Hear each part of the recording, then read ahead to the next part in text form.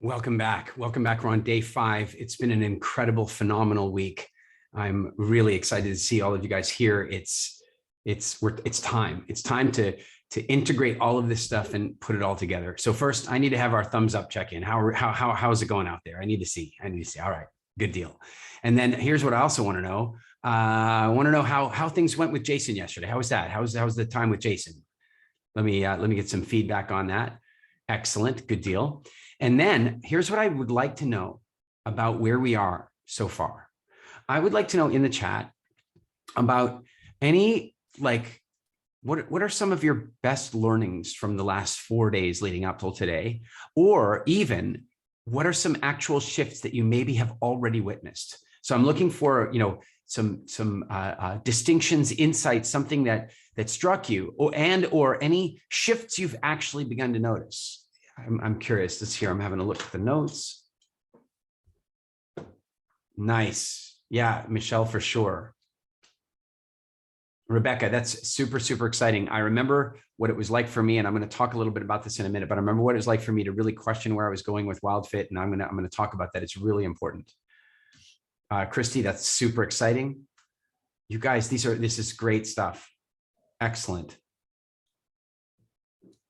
Oh, wow, guys, this is fantastic. Okay, good. We've achieved great things. I'm thrilled. I'm really glad. I think all of you know me well enough to know that there's a reason that I do this work, and that's that one of my favorite things in the world is to witness breakthrough and to see what I really think of as trajectory change, when I can see somebody heading in a new and exciting direction to an even more exciting and compelling future than they were headed for already. I love that feeling. So this is fantastic. I want to just jump into limiting beliefs again and recap some of the things that we've talked about. Remember that the beliefs that we create, those beliefs, we create them ultimately to shortcut our decision-making process and to make the world easier to understand, quicker. And so remember, I talked about like the easiest way to lock a bunch of adults in a room is simply to move the doorknob to the other side. And adults walk up and they try and push and they try and pull and it doesn't work and they give up. And basically that's because they've developed a rule over life that that's the way doors work. Yet a child will just come running along, pound their hand into the center of the door and push, and they don't care which side's going to open. They just have a belief that doors are going to open. And so I want to point out that there are many areas in our life where these rules have been very supportive and helpful to us, but that there are times where they have limited us. And that's why we call them limiting beliefs or limiting decisions. And I know we've had lots of examples of this, but as I was thinking about, spending time with you guys this morning, I thought about a game of Monopoly that I played.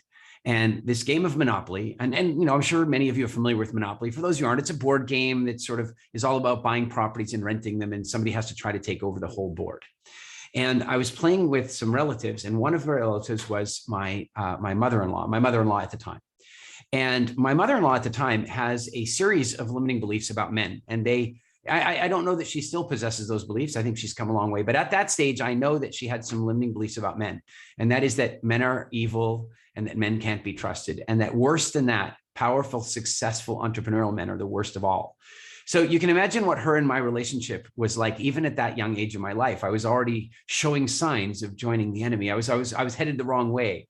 And so here we were playing Monopoly. Now, here's what happened is I had Boardwalk and she had Park Place, but I had Illinois. I had two of the red ones and she had one of the red ones.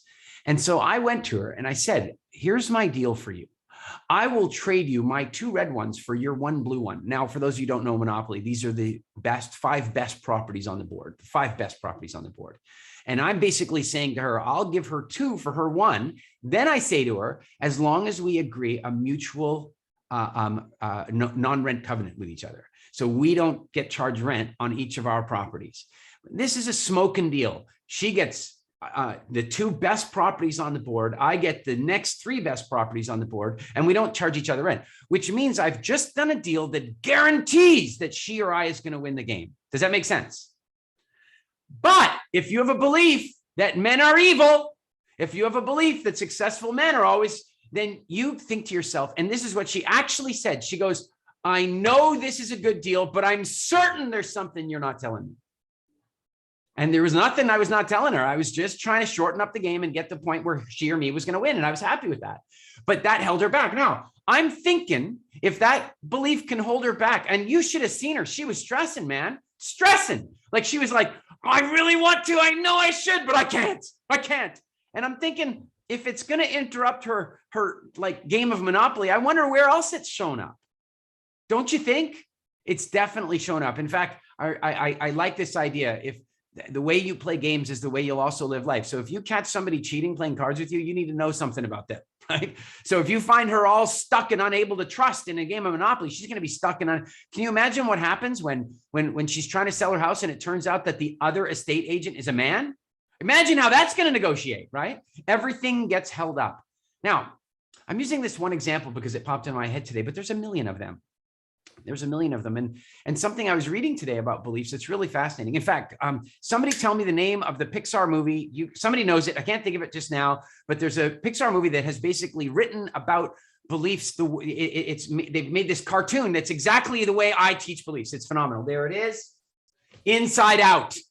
Best ever cartoon. Inside Out. I watched it and I was like, I'm a little sad. I wish I'd been involved because it is exactly the way I think of and teach beliefs.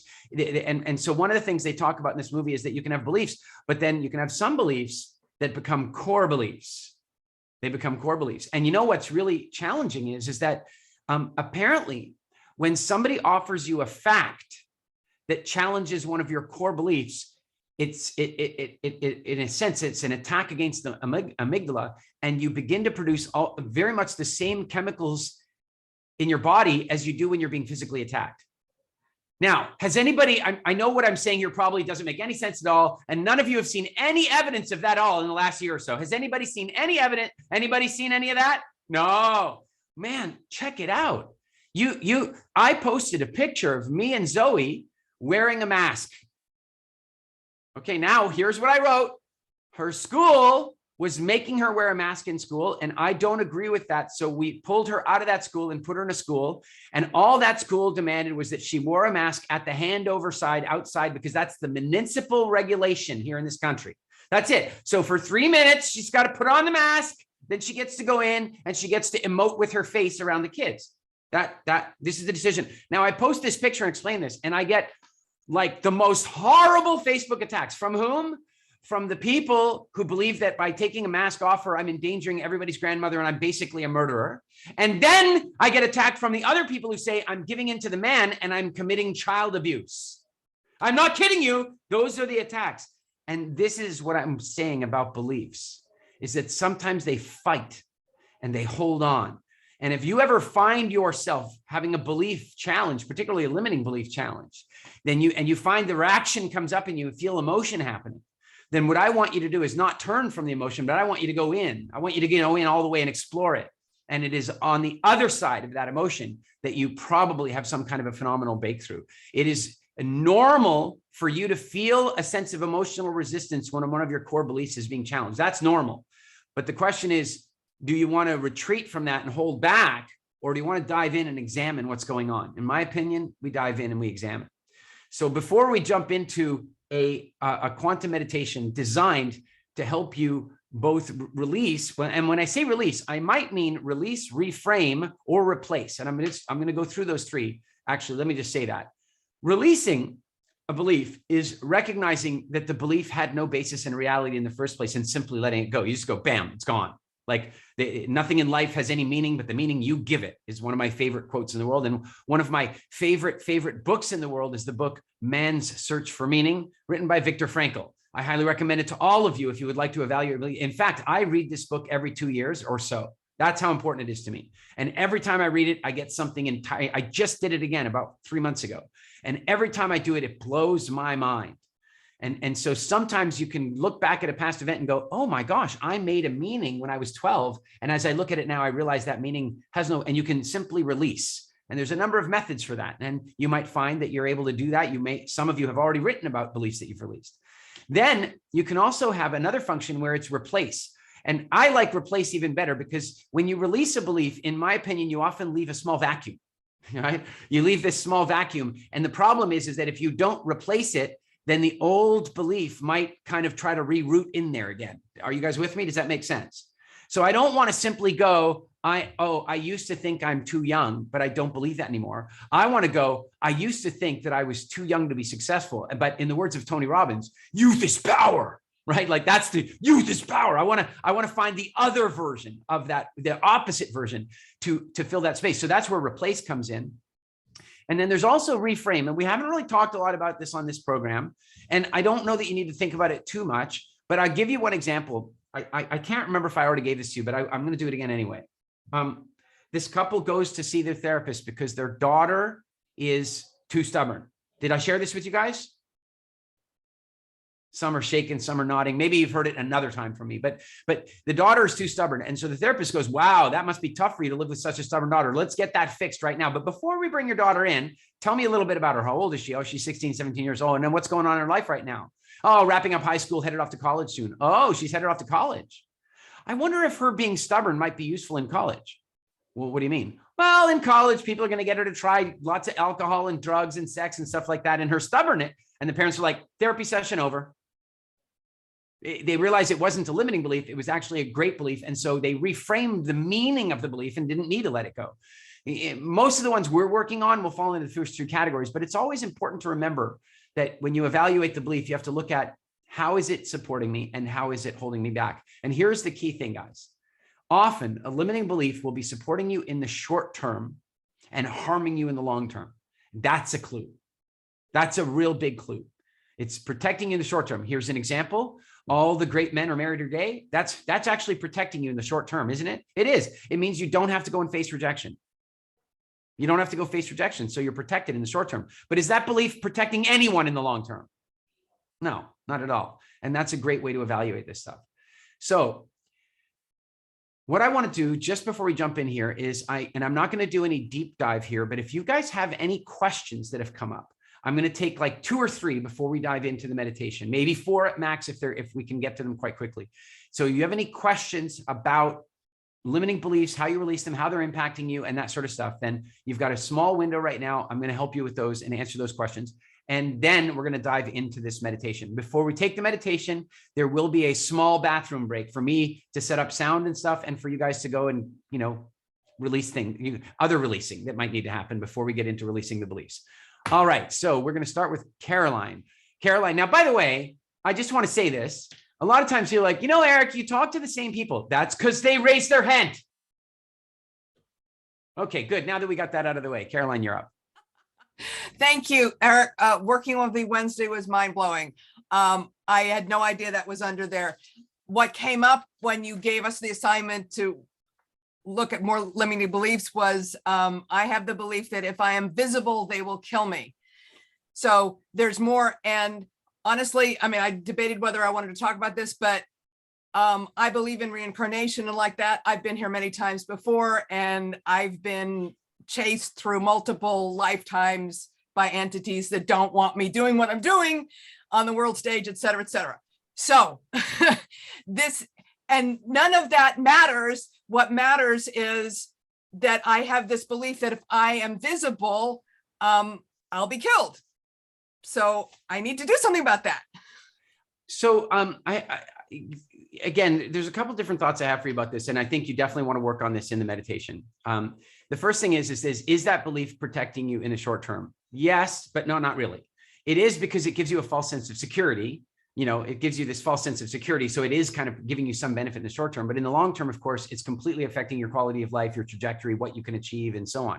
And by the way, Caroline, they're only chasing you because what you're trying to achieve hasn't been achieved yet.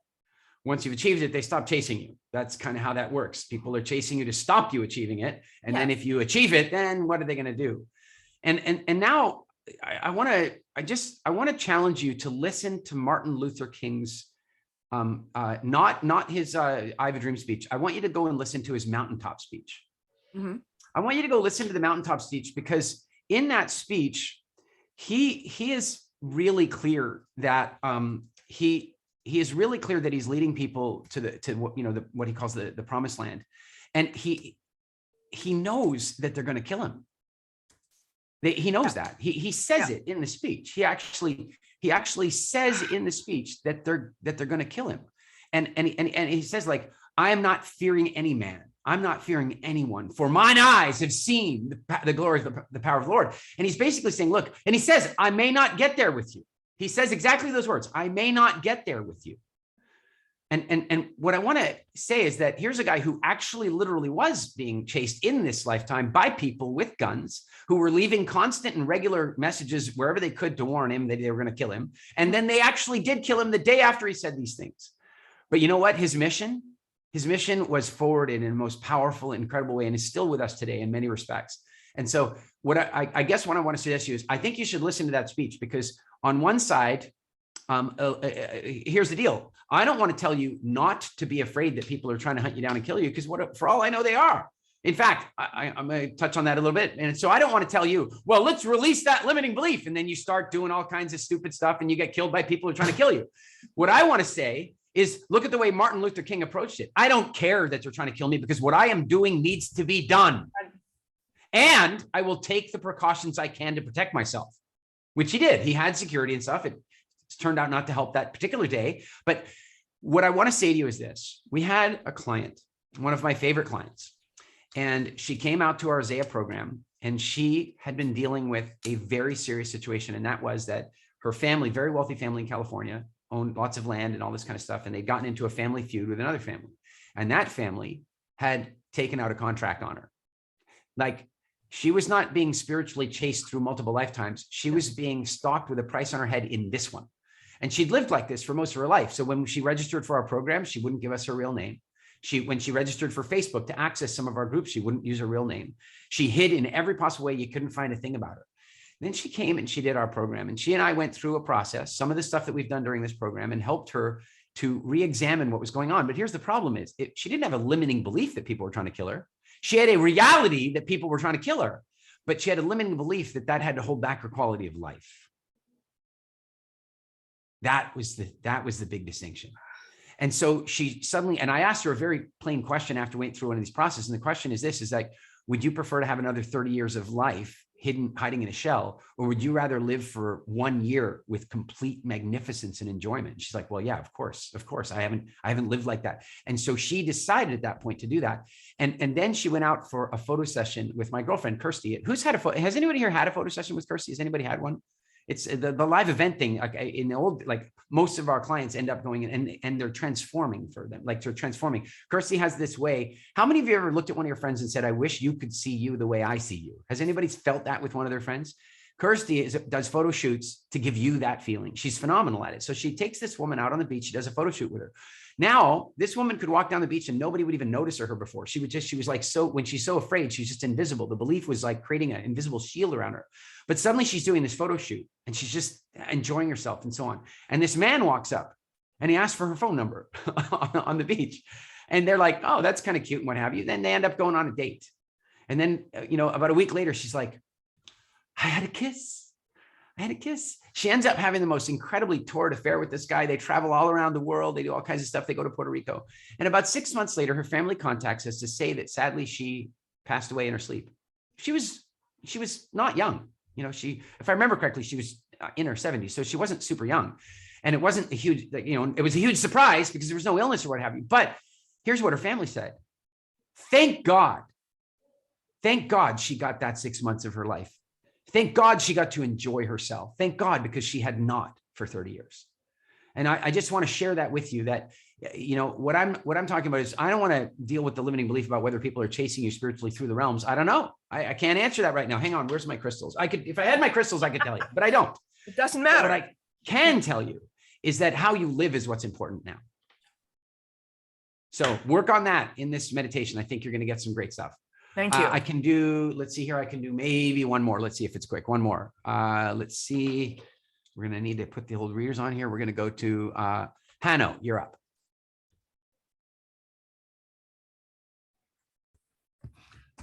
Hi, thanks, Eric. You're very welcome. It's a one limiting belief I found in a course on money by Ken Honda, I think, on Mindvalley. I think you know Ken's him. a very good friend of mine. Okay. During this quest, I found an inherited limiting belief. Yeah. I really have a problem with money. And in the part of his quest where it's about family history, I realized that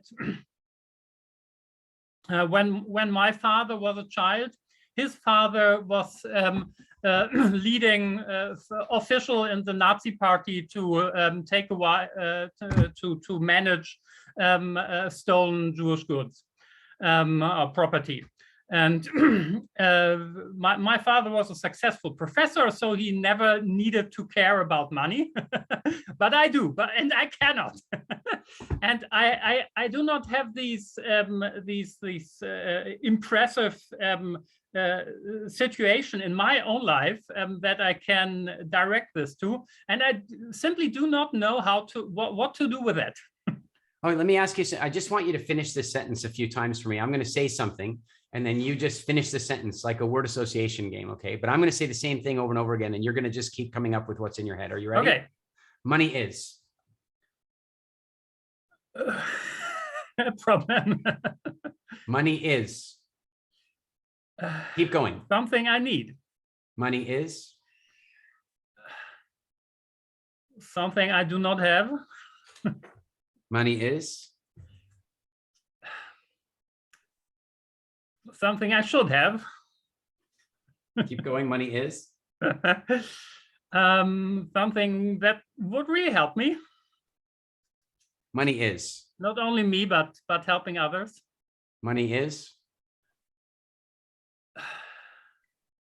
Yes, a helpful resource. Rich people are.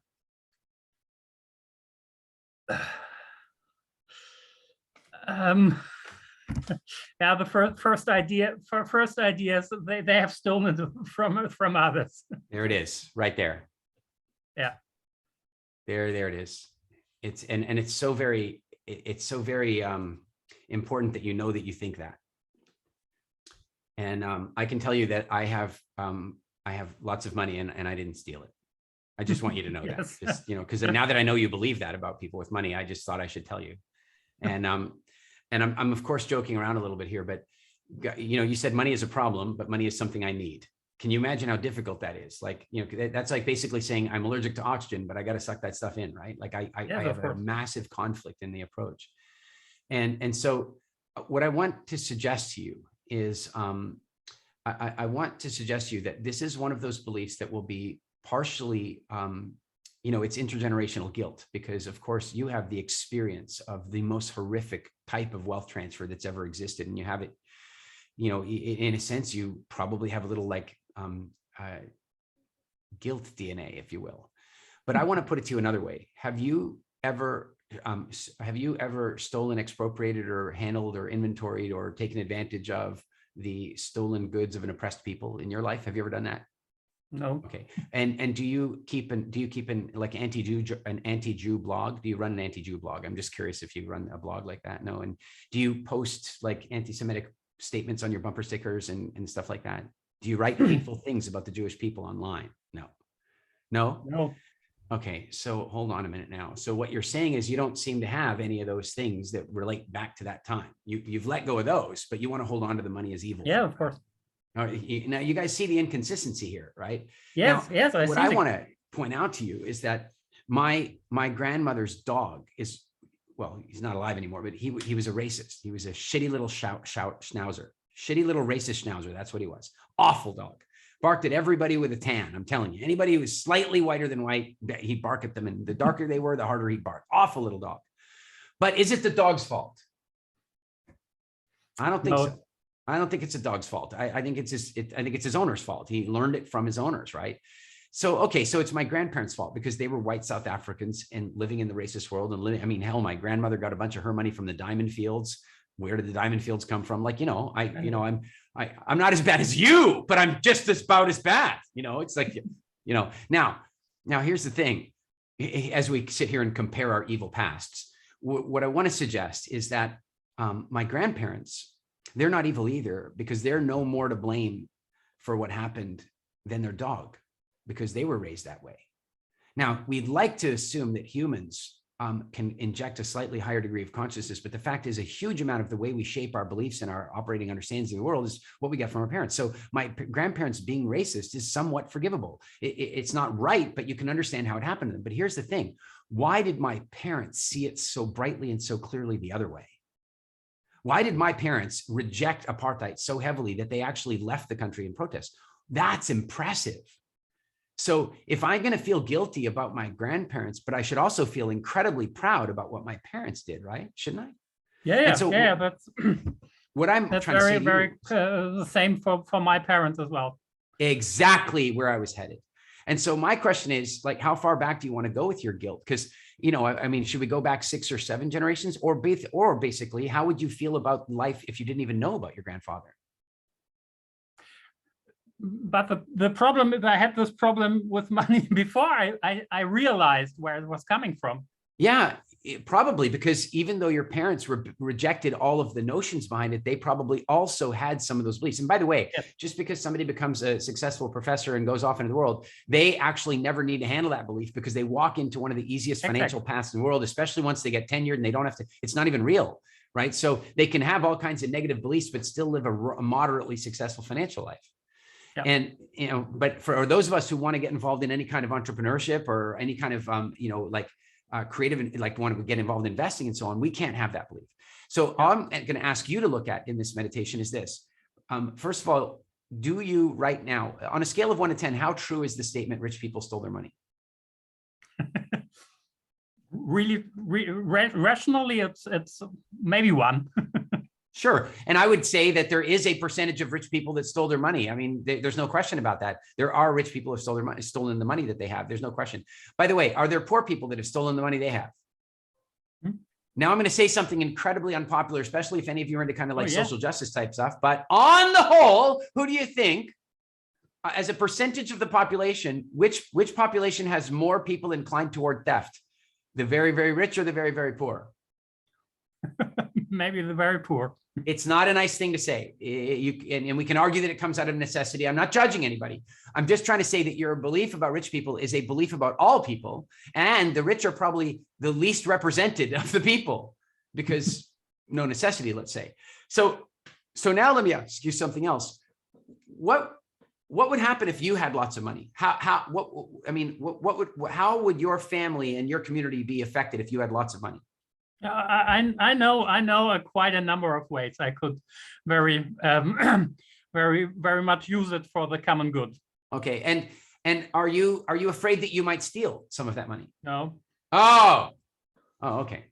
So as we go into this meditation, as we go into this, I really want you to dive into examining the way your life will take shape if you continue to hold on to this intergenerational guilt about money, and what your life will look like when you take on something absolutely new. And that is, in the same way that my parents rewrote their political views and their view of the world, I can rewrite mine. Because here's the next thing I didn't mention to you. As bad as my grandparents were, I had a long talk with my mother about this just a few days ago. And I said, how did you and my dad snap out of it, considering that you had the upbringing? And she goes, it's interesting. Every now and again, something really unfair would happen in South Africa, and my grandfather would speak out about it.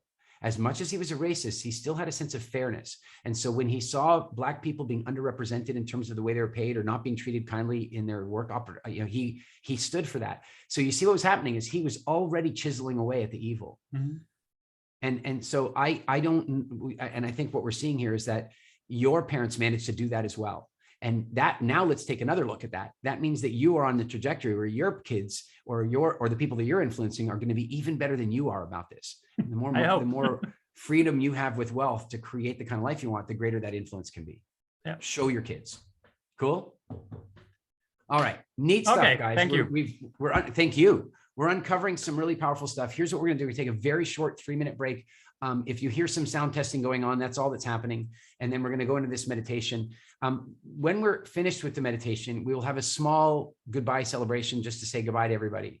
But because we're going to simply sign off at the end of the meditation, I've got some important information for you before the meditation begins.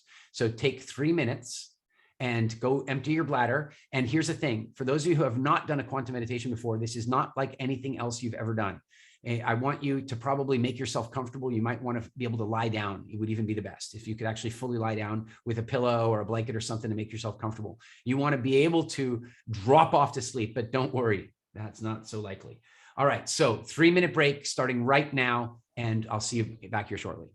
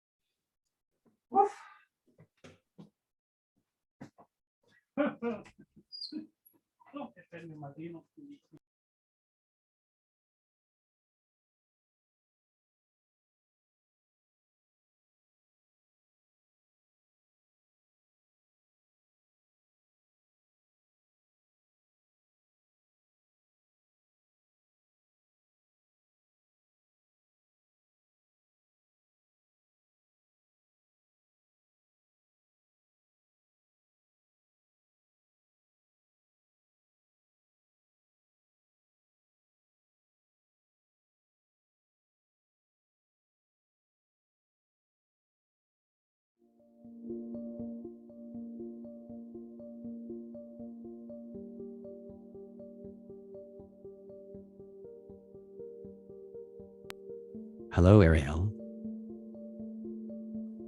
We're having a little bit of a pool party, so come on over when you're done if you want. I had to do a sound check and say something, so that's what I came up with. But it's true. You should come on. My brother's here, and you're welcome. Hang on, Sherry. I need you to help me out a little bit with the sound. Yeah, it sounds good.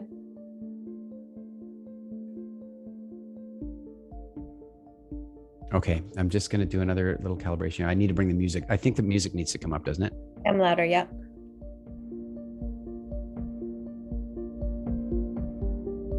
All right. 1, 2, 3, 4. Yeah. Are we good? You're good. Okay.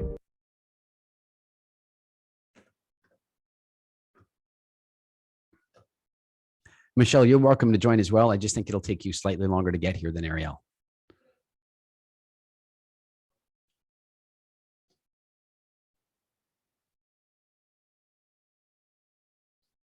Hey, Gabby, I think we probably are going to do something like that, but I will tell you that the quantum shift experience is the deepest dive work that we do into that. And one of the reasons that it's not simply a program that you self-administer on your own is, as you've seen, the ability to have somebody kind of steer you through your subconscious is actually quite powerful in that. And it's a little bit hard to do it as just a formulaic program in the same way, but yeah, we are thinking about that.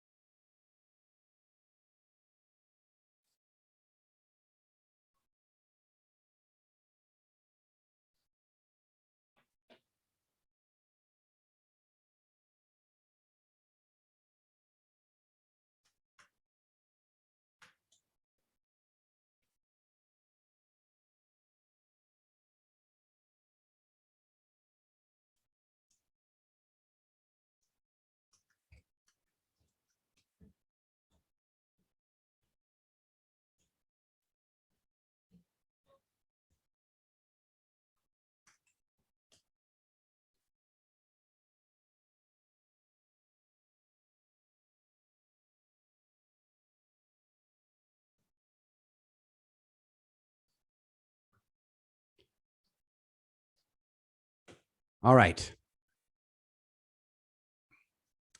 Okay.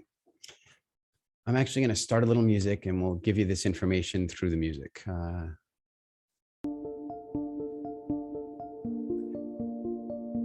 Actually, I'm not going to do that because I think we're going to give you guys the recording of the meditation. So I won't do that.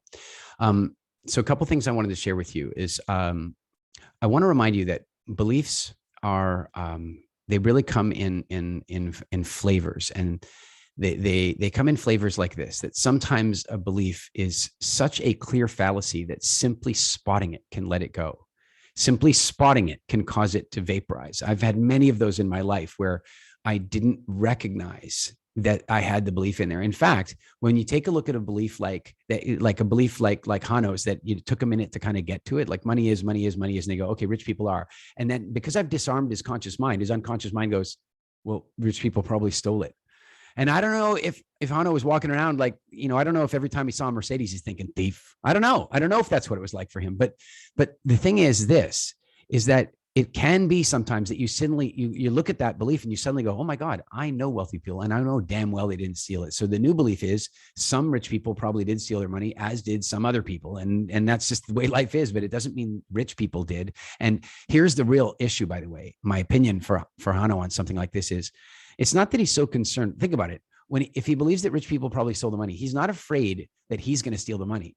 He's afraid that either he can't get rich without stealing it, or this is tough. It's either that he can't get rich without stealing it, or there's another one, or that if he gets rich, it'll all get stolen from him. Yeah, it's a weird karmic twist that can happen. So if you look at those things, then you begin to recognize, or sorry, his third one is that even if I get rich and I don't steal one penny of it, people will think I stole it. Oh, look at him. Look at the reaction, right? And it's like, and so guys, I want you to know, if you are ever walking along and you see a Jaguar, Mercedes, Ferrari, Tesla, or whatever, and you look at it and you go, criminal, then you are sentencing yourself to poverty, because the vast majority of the people driving those cars earned their way there either themselves or intergenerationally, but not through dishonesty. Does that make sense? Are you guys with me? All right. So sometimes you can just see a belief and just laugh at it and it can vaporize. And very often they can. Other times a belief is a little bit more rooted into you. It's kind of part of your personality, and it might echo up as you're trying to get rid of it. This is when a belief might be 6 out of 10 true or 5 out of 10 true.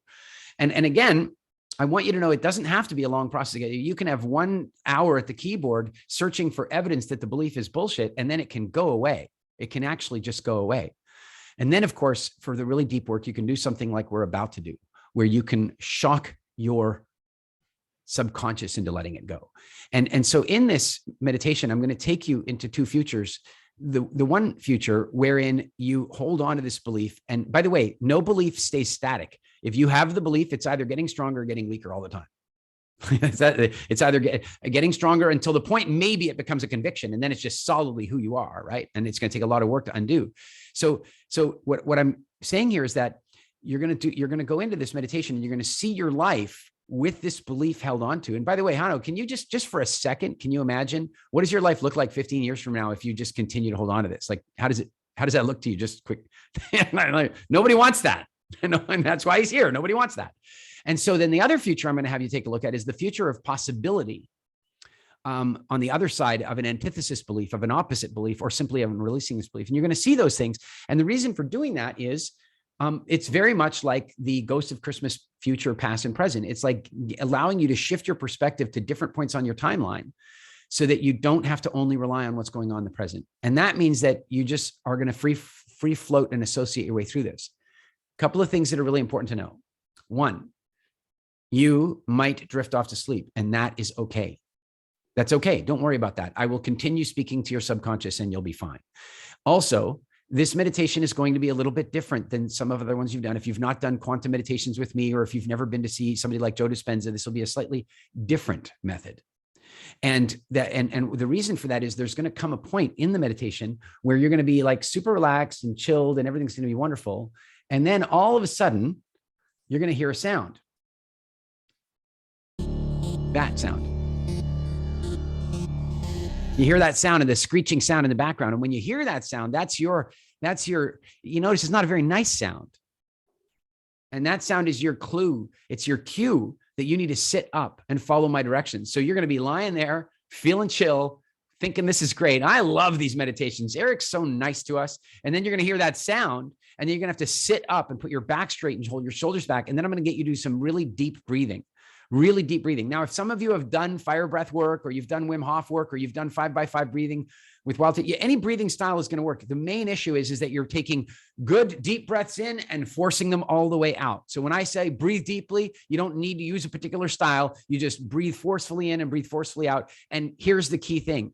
If it is not uncomfortable for you, you are doing it a little bit wrong.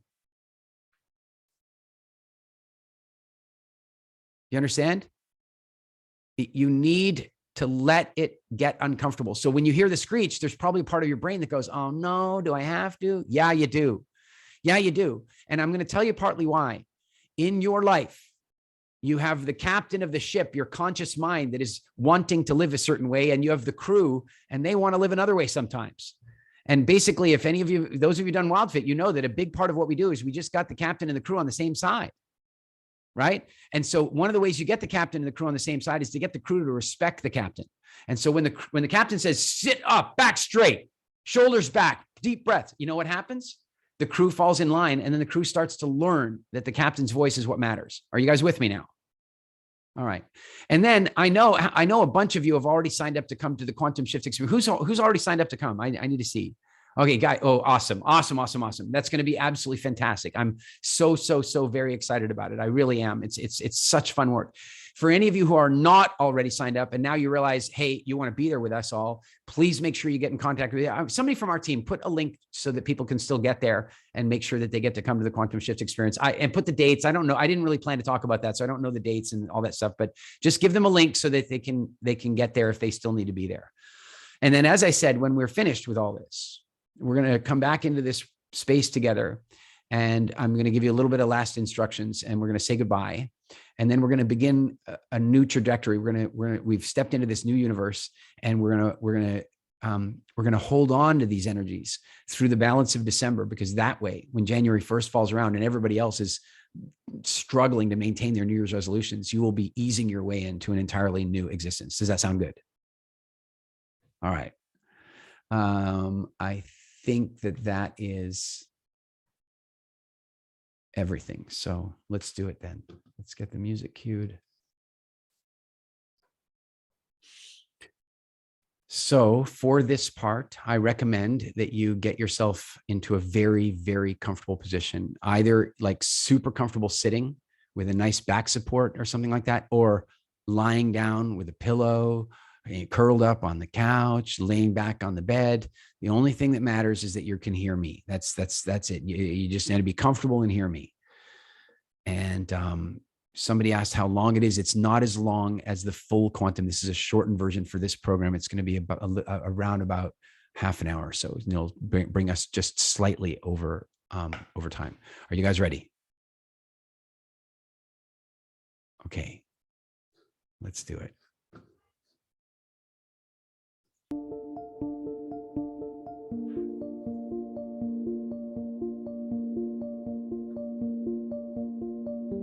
Relax.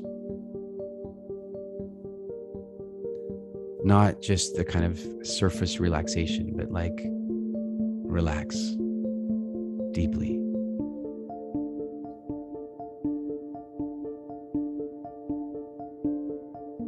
Seek out any tension in your body or mind and just let it go.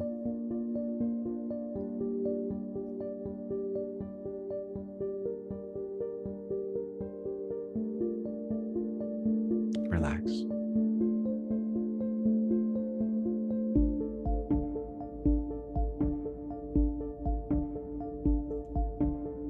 Take a nice, long, slow inward breath all the way to the top of your lungs.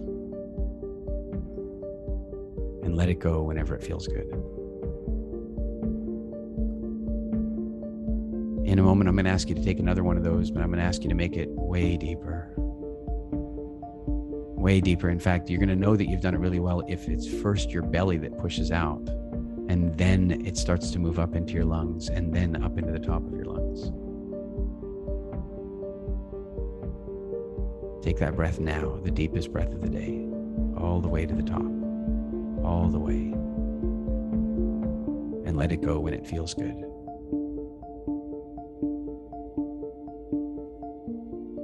I have found over the years that attaining a place of deep relaxation is something that is not as simple as counting down from 10 until 1.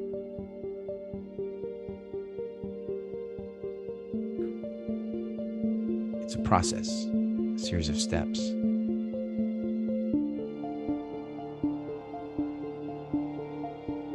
Sometimes it helps to start with your 10 toes, just to give them a little bit of a wiggle, and then let them go.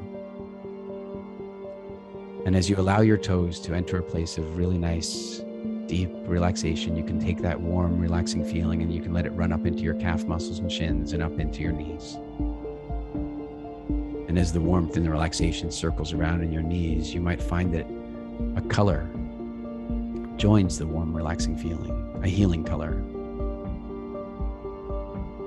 A healing sensation continues to warm and relax you all the way up through your upper legs, into your bum and groin area, into your belly and lower back. And you can allow the warmth and the relaxation to move up through your belly and through the chest, up over the shoulders, down the back, down the arms, all the way out to the tips of your fingers. Excellent. Then the warmth and the relaxation can move up through your neck, up over your head, up over the crown, and then down over the forehead, over your eyelids, so that you can feel even the little muscles at the corner of your eyes letting go, and your tongue relaxing in your mouth. In this incredibly deep place of relaxation, I want you to feel safe and present.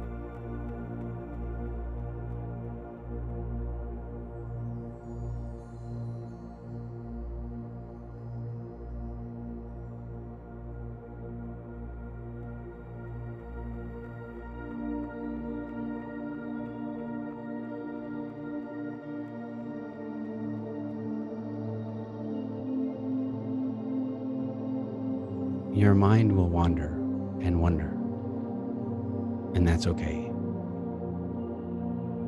Let it go wherever it wants to go. Let it contemplate whatever it wants to contemplate. Let it let go of whatever it wants to let go.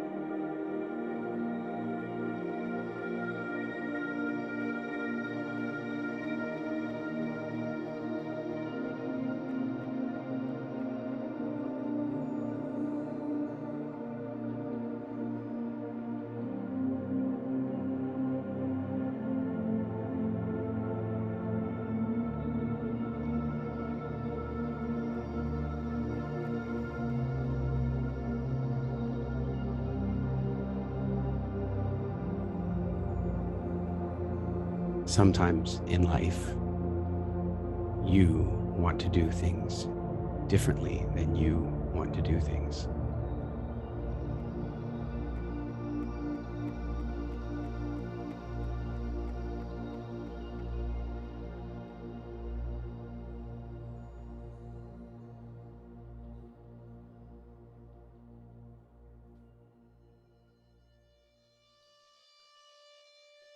That's right. Sit up.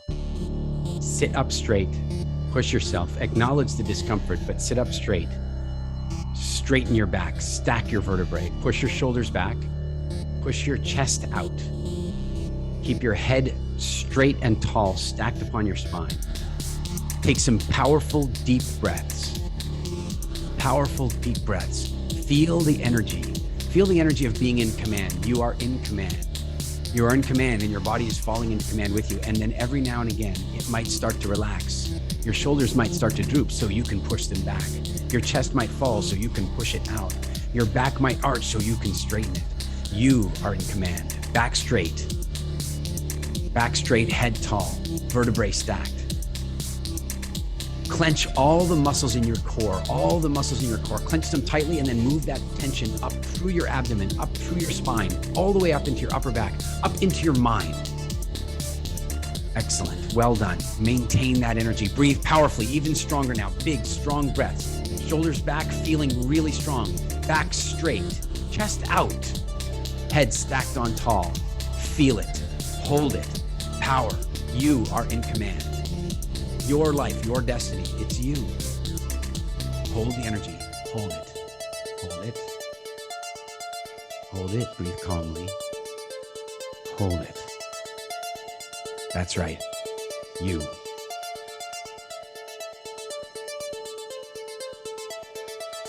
Again, sit tall. Sit really tall. Stack your vertebrae. Hold your head tall. Power breathing now. Strong breaths. All the way in and all the way out. All the way in and all the way out. Notice the emotions that come up for you. Notice what happens to your body. And then if things start to slide a little, you correct the course. You straighten your back, hold your shoulders back, put your chest out, breathe strongly, keep your head stacked on top of your spine. Hold it. Notice the discomfort. Notice the body maybe wanting to surrender just a little bit. And instead, what do? You straighten your back. You put your shoulders back. You put your chest out and you breathe strong. You hold your head up high. In fact, you can even lift your head a little more and look up slightly and feel the power of being in command. A little bit longer, a few more powerful breaths. Notice that this is the point where your body kind of wants to say, I've had enough, but no. Shoulders back, back straight. Feel the energy. That's right. Feel it. Hold it. A few more strong breaths, stronger than before. Deep, powerful breathing. That's it. That's right. Feel it. Feel it. Absolutely. A little bit longer. Back straight. A little bit longer. Hold on. A little bit more. Lie back.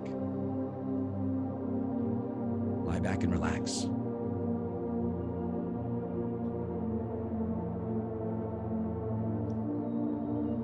Lie back and relax and let it all go. And feel proud for pushing through. Be grateful for pushing through. Recognize what it feels like to push through. Notice how you can use that same skill, that same command, authority, that same power to push through in other areas that you want to push through. Excellent.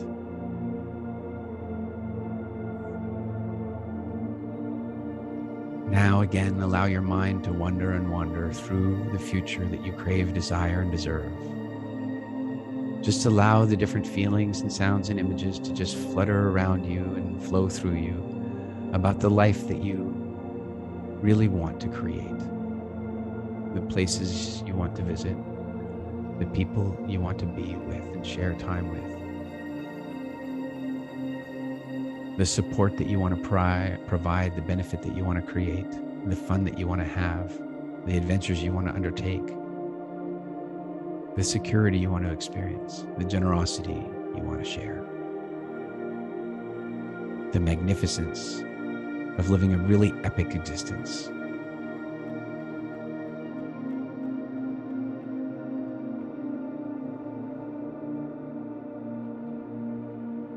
Nothing left in the bucket list. A life well lived. Imagine a life so well lived that one day, when it is time for it to be over, you smile with gratitude.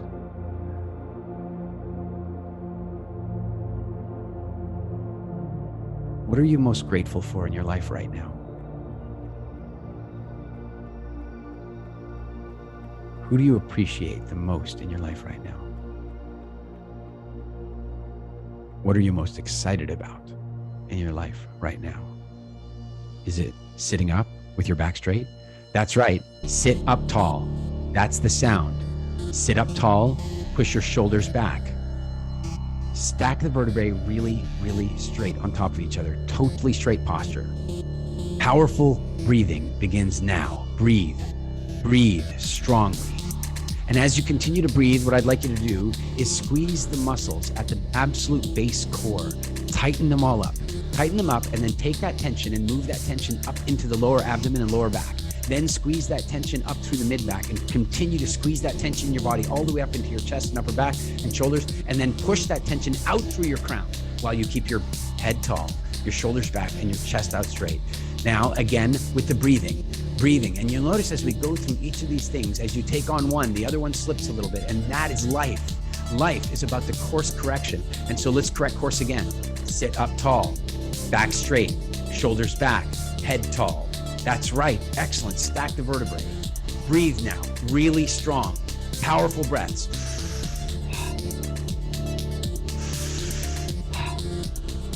Flood yourself with oxygen. Completely straight. Shoulders back, chest out. That's right. Feel it. Feel the power of it. Feel the control. Hold the power. Feel it. Feel the vibration. Look out into the future with that feeling. Do you trust yourself more? Are you more excited? Are you more optimistic? Hold the feeling. Hold it. Straighten your back again. Shoulders back. Head tall. Absolutely. Embrace the discomfort. If something's not feeling great, smile about it and push through. Get your back straight and push your shoulders back, chest out, and breathe strong. Head tall. That's right. Head tall. Point your forehead slightly up, out to the heavens, out to the future that you're creating. Strong. You are in command. That's right. You. Another round of correcting course. Straighten your back. Push your shoulders back. Put your chest out. The posture strong. Once again, squeeze all those muscles at your core. Squeeze as tight as you can. Hold them, hold them, hold them. And then take that tension and move it up through your abdomen and lower back, squeezing all the way up your back into the mid back. Then take that tension and move it up into your chest. Squeeze all the muscles in your chest and upper back and shoulders. And then squeeze that energy out through the neck, up into the mind, out through your crown. Hold it. Powerful. Now, one more last round of incredible, powerful breathing begins now. Go.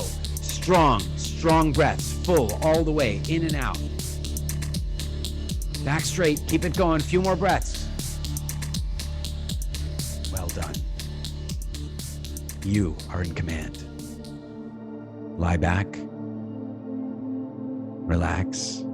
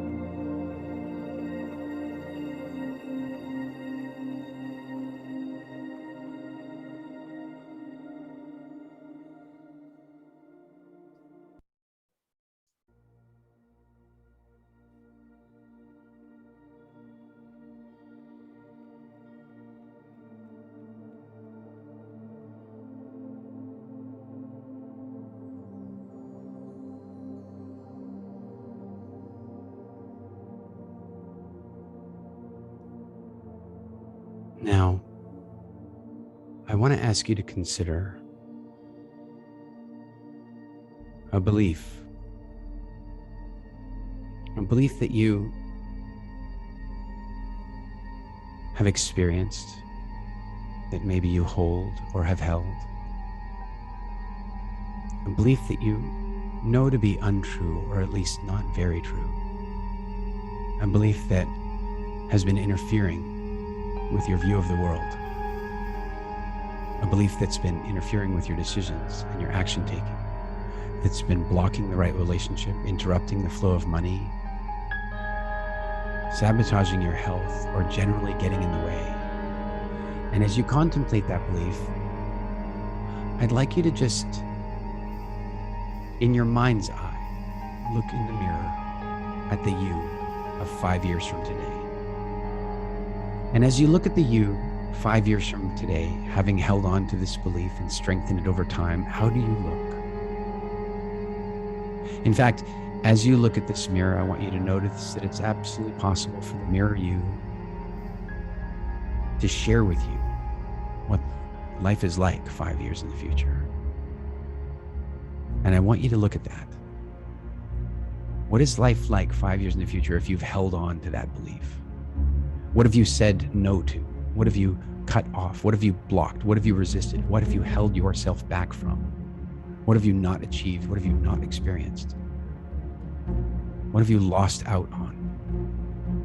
And as you contemplate those losses, I want you to think about how that makes you feel. I want you to think about how those losses have impacted the people around you, How have they impacted the loved ones that care about you and that you care about? What have you taught children that you might influence, or the people around you that you have influence over? What have you taught them by holding on to this belief? Do you look older? What's happened to your health? How do you think your bank account looks? How do you think you feel about work? Do you feel more pressure and stress or less? This belief, maybe it's given you some short-term benefit, but look at the long-term damage. I want you to really, at this moment, imagine the worst possible outcome of holding on to this belief. What is the worst possible outcome? What could this belief create for you or block for you? What moment of tragedy might you experience if you hold on to this belief? Might you lose a relationship that's really important to you? Might you end up in financial ruin, or worse, financial mediocrity? What will happen to your health? I want you to think of a moment in time where you might, in that moment, if it were to come to pass, think to yourself, my God, how did I let this happen? Where you would wish beyond all wish that you could go back in time and fix it, but you can't, except you can because you're back in time now. Let all of that go because you are back in time now. None of those things have happened. None of those things have been blocked. All of that possibility still exists in front of you. But then let me ask you, what do you need to believe about yourself and the world in order to attract the future that you really want? In order to not block the people, opportunities, and circumstances of magnificence in your life? What do you need to believe to push yourself forward? What belief could you use to replace this old belief?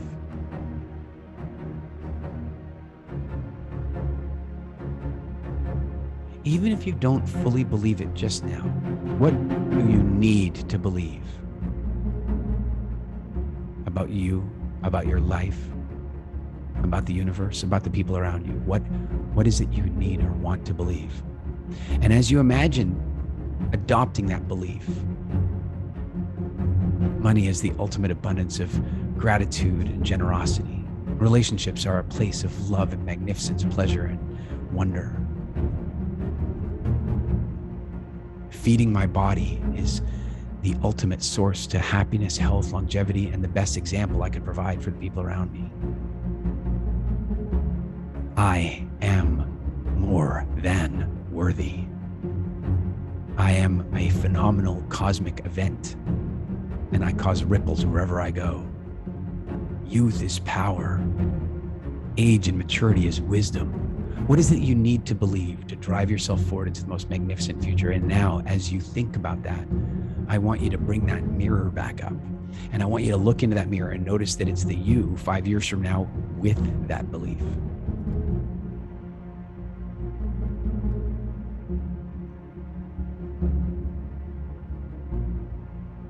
With that belief.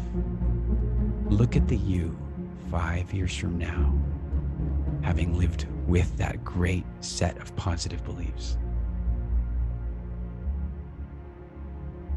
Do you see a soft smile on your own face? Do you look a little healthier and younger? Is there a vibration of gratitude and optimism? You can tell just looking at you that there's less anxiety and stress, can't you? You can see yourself the way the people around you see you. For the next few minutes, I want you to imagine the benefits of moving forward into your life, having released this unsupportive belief and having adopted a powerful opposite belief. And I want you to imagine where it might take you, what you might get to experience, the type of people you might attract into your life, the type of home you might get to live in, the type of vacations you get to experience, the places we will go, the joy, the challenges, the happiness, the thrills, the achievements, the contribution, the sense of destiny and fulfillment. I want you to imagine that future. I want you to imagine a future where when challenges come up, you see them as challenges, not obstacles. You see them as an opportunity for growth, wisdom, and learning, not obstruction. You notice that you are constantly and continually getting wiser and stronger and better.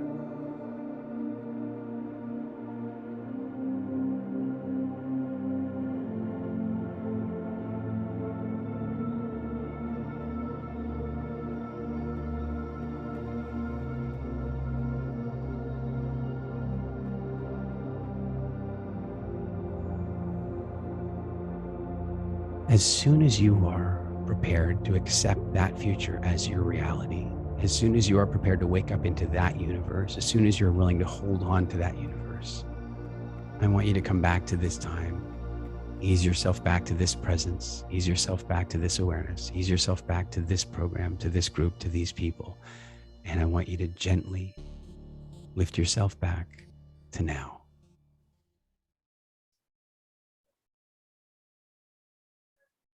Well done.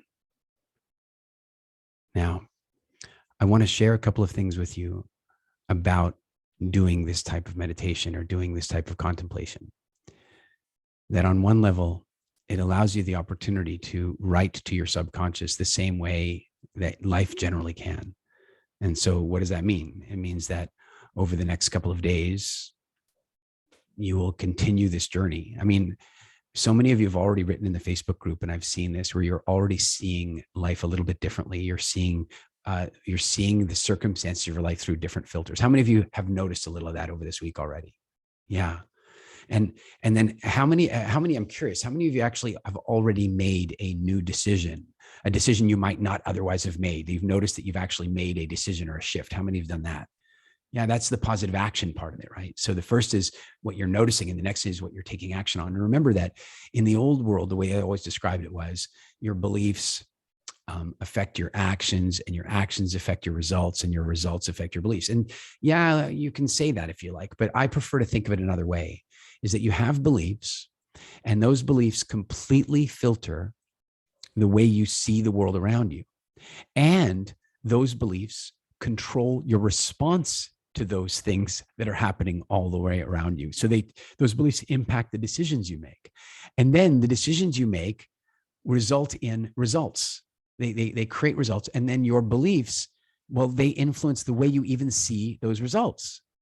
And so then what you believe impacts the way your beliefs are reinforced. It's not that your beliefs just live in that one part of the chain. Your beliefs are all through the chain. And so if you want to continue the magic that we've created here, what I'm asking you to do over the next little while is every time you notice this new universe, and this is what I'm talking about. I know you've kind of had an experience of this before, but when you are living your life, it's like sometimes you just slip into patterns and slip into certain moments, and it's somewhat repetitive. And in a weird way, we all live in some form of Groundhog Day, more now during the pandemic than really ever before, right? But now what's going to happen, and what already has happened for some of you over the course of this 5 days, is you're going to start noticing moments that don't actually line up with your Groundhog Day. You're going to notice these little offshoots. It's like, well, yeah, that's not how I saw it last week. That's not how I made a decision last week. That's not how I saw my results last week. That's not how I saw myself last week. And here's the thing. The more you notice those things and give them a little smirk, if you can raise one eyebrow, that's the best. You see yourself in the mirror and you go, oh, you see, you got to raise the one eyebrow if you can do it. But if not, you just smirk at yourself. Look, I'm seeing it. I'm holding on to the fabric of it. And the more you hold on to those moments of reality, the more you will take on that universe, and you will live more of your present conscious time in that universe. And the more you live of your present conscious time in that universe, the more your body will fall in line and join you in that universe. So is it possible to live in a universe where your body doesn't want you to eat candy bars and chocolate, where your mind doesn't want you to eat it, but your body still wants to eat it? Is it possible to be in that universe? Yeah, sure. People live in that universe all day long. That's why the food angel and devil are fighting all the time, right? But how many of you have had the experience where your body has moved into the healthy universe with you and agrees? Now, let's do the same thing in our relationships, in our parenting, in our investing, in our money, in our business, in our earning. And it's so important here.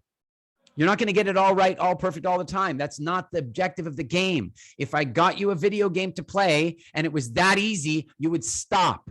If the game doesn't keep getting faster and harder and more challenging, you will stop playing. So here's the good news. The good news is you're getting stronger and faster and smarter every single day. The bad news is the game is going to get harder and more challenging every single day, but it's not bad news at all, because the universe is going to deliver to you everything that you can handle. And occasionally it's going to deliver you slightly more than you think you can, but you can. I want to say congratulations to every one of you for going through this challenge and really playing full out. The level of camaraderie and commitment I see in the chat between you guys and what you guys are writing on Facebook, I love it. Make sure you guys stay connected. For those of you who are joining us at Quantum, I'm super, super excited to look forward to doing that with you. I know that many of you have been asking over and over again, when will we be back to doing, live events and live retreats? I am absolutely certain we will have some this year. So keep your eye out for email and that kind of stuff. We will be in touch about that. And I just want to say thank you. I want to say thank you because I love the work that I get to do. And I wouldn't get to do it if there weren't a bunch of people out there committed to more, committed to doing more and creating more. And you know what I really like is, the truth is, I could easily go out and teach, simple investing strategies or money strategies or business strategy. I could just do that. But the reason I like doing the work that I do is that it seems to me that the vast majority of the people that come to me, the vast majority of the people that join our tribe, do so because they're in this for a greater purpose than their own selfishness. I notice that every time I meet people, every time I talk to them, they're like, oh, I want to be healthier so I can be a better parent. I want to make more money so I can create this project over here. Everybody seems to have this larger, which means that if I get to touch you, that you become a splash ring in my life, because I know that the impact that I have on you spreads. And obviously I know I see many of our WildFit coaches here. I get that every day already in the WildFit world. And I love when that happens, when I get to touch you and you go and touch so many other people. And with that, I want to remind you of one more thing. We don't do that from a position of arrogance. We don't do that from a position of I'm better because I've studied more. Like I cannot believe that there is even the possibility in the English language to use the phrase more spiritual. I don't. If anyone claims to be more spiritual, there's a clue. There's a clue about that. We don't do this from a position of being on top or on high or better than. What we do is we simply say, we are here to live a life of example and to be the change that we want to see in the world around us, that we want to be the change that we see in the environment around us, in the mental health of the people around us, in the physical health of the people around us. And that means we take a look at those things and we try to embody them in our lives as best possible on a regular basis. And we allow for imperfection, because the only perfection is imperfection and the learning from it. Congratulations to all of you guys. It's been an absolute thrill. I will see you at whatever our next adventure together is. Thank you guys all very, very much. Wait, one more thing. Remember, I don't do this alone. Remember that I've got an incredible team. I've got just phenomenal people. You guys can see Carly's right there. And there are a bunch of our WildFit coaches that I can see on here. And of course, there's our crew handling the tech that are always hiding back there in the shadows somewhere. And I just want you to energetically send them out a bunch of love for creating this space for us and making it easy for us and connecting us so very, very well. Thank you to my team. Thank you to all of you. Have a phenomenal weekend ahead and a truly wonderful season.